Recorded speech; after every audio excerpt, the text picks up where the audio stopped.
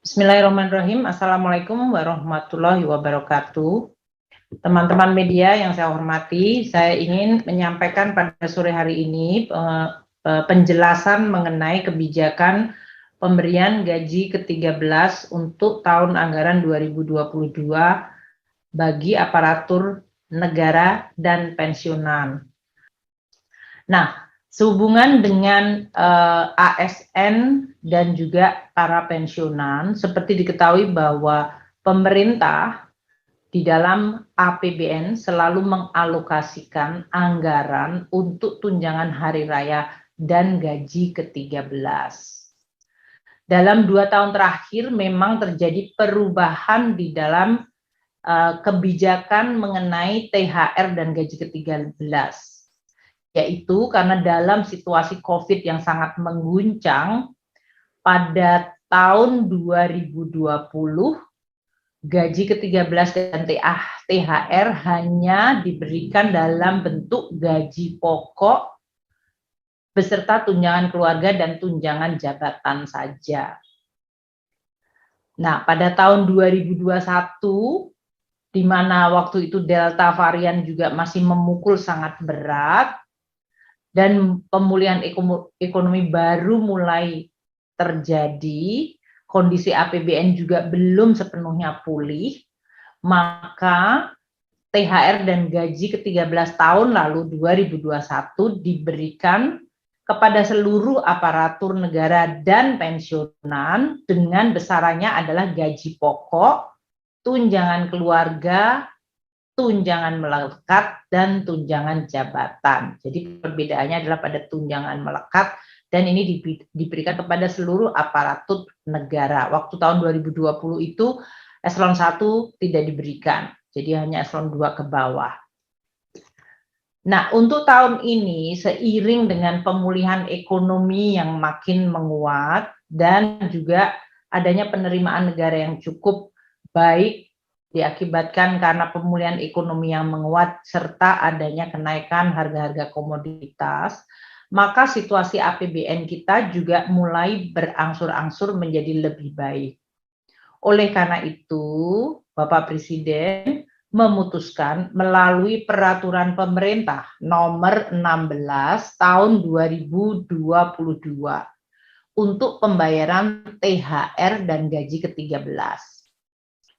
Yang kemudian disesuaikan dengan mencerminkan situasi perbaikan pemulihan ekonomi dan juga kesehatan APBN tersebut. THR dan gaji ke-13 diberikan untuk THR tentu saja 10 hari sebelum Hari Raya Idul Fitri. Gaji ke-13 diberikan biasanya pada saat menjelang tahun sekolah atau tahun ajaran baru. Ini merupakan wujud penghargaan atas kontribusi dan pengabdian aparatur negara dan para pensiunan di dalam menangani pandemi selama kondisi pandemi melalui berbagai pelayanan masyarakat dan tugas-tugas yang tetap dijalankan apapun resikonya dan upaya untuk memulihkan ekonomi nasional kembali. Kita mengharapkan dengan adanya THR dan gaji ke-13, percepatan pemulihan ekonomi nasional akan semakin didorong dengan menambah daya beli masyarakat, khususnya pada saat menjelang tahun ajaran baru, di mana kebutuhan terhadap belanja untuk kebutuhan anak-anak didik biasanya dihadapi oleh para orang tua. Nah, untuk tahun ini THR yang sudah kita bayarkan dan sekarang gaji ke-13 dibayarkan dalam bentuk atau sejumlah pertama adalah diberikan kepada seluruh ASN sama seperti THR sebesar gaji atau pensiunan pokok ditambah dengan tunjangan yang melekat pada gaji atau pada pensiunan pokok tersebut, yaitu tunjangan yang berhubungan dengan tunjangan keluarga, tunjangan pangan, dan tunjangan jabatan struktural atau fungsional atau tunjangan jabatan secara umum. Itu yang kita berikan sama plus 50% tunjangan kinerja per bulan atau sebulan yang mendapat bagi mereka yang memang mendapatkan tunjangan kinerja. Jadi perbedaan dari tahun 2021 adalah THR dan gaji ke-13 tahun ini ditambah dengan 50% tunjangan kinerja per bulan. Nah, bagi pemerintah daerah, aturannya adalah paling banyak 50% tambahan penghasilan dengan memperhatikan kemampuan dari masing-masing APBD atau fiskal daerah dan diberikan sesuai dengan peraturan perundang-undangan, termasuk di dalam hal ini landasannya PP nomor 16/2022 dan aturan perundangan yang menyangkut ASN daerah. Jadi untuk gaji ke-13 tahun 2022 ini, satu, diberikan kepada seluruh aparatur negara pusat. Ini jumlahnya sekitar 1,79 juta pegawai kita. Ya, dalam hal ini. Ini termasuk TNI Polri. Kedua, aparatur negara daerah. Jumlahnya 3,65 juta pegawai. Dan juga gaji ke-13 ini atau pembayaran yang ke-13 diberikan kepada pensiunan, yaitu jumlahnya sebanyak 3,32 juta orang. Berapa jumlah anggaran untuk pembayaran gaji ke-13 ini yang dalam hal ini sudah disediakan di dalam APBN kita tahun 2022, yaitu untuk seluruh ASN pusat yang bekerja di kementerian dan lembaga, total gaji ke-13 ini adalah 11,5 triliun rupiah untuk seluruh ASN pusat, TNI, dan Polri. Sedangkan untuk daerah, yaitu ASN daerah, anggarannya adalah sekitar 15 triliun.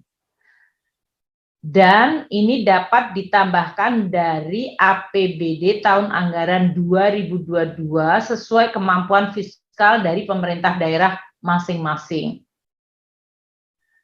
Anggaran yang berasal untuk gaji ke-13 juga berasal dari pos bendara umum negara atau BUN sebesar 9 triliun untuk para pensiunan.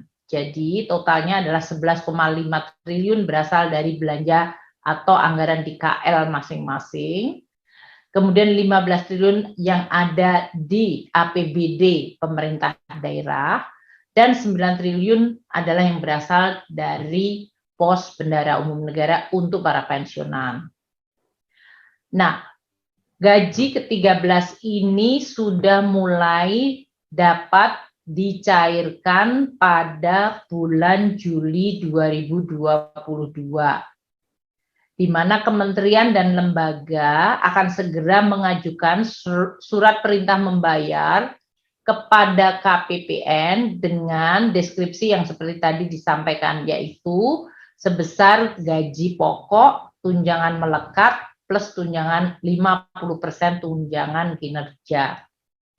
Dan ini akan mulai tanggal 24 Juni yang lalu sudah bisa mengajukan SPN, dan kemudian KPPN akan mencairkan pada awal Juli sesuai dengan mekanisme yang berlaku.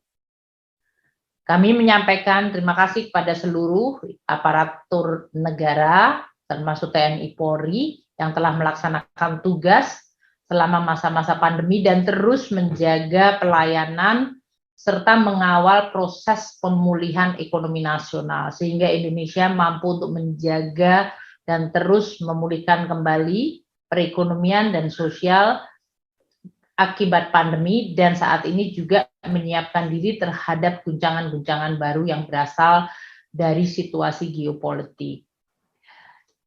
Demikian yang bisa saya sampaikan kepada seluruh teman-teman media untuk bisa kemudian menjadi referensi terhadap pemberitaan terkait gaji ke-13, yaitu masa pembayarannya, besarannya, dan siapa yang mendapatkannya dalam hal ini, serta berapa jumlah anggaran yang dialokasikan untuk pembayaran gaji ke-13 yang akan dimulai pembayarannya pada tanggal 1 Juli yang akan datang.